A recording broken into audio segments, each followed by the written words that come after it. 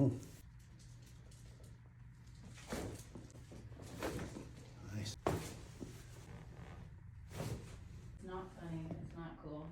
It shouldn't be a thing that people. It's like, what do you think? And so we had this big conversation about it, and he's just like, people do it and stuff, and he's like, but here's your body, things change as you age, right? Mm-hmm. And anyway, so he's like, that's why I advocate.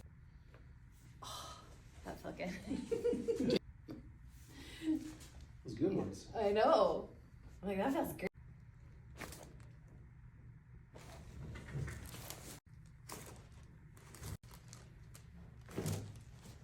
So I came in today to see Dr. Ofisa. I had sprained my ankle and kind of tweaked my knee a little bit, so feeling fantastic after the adjustment.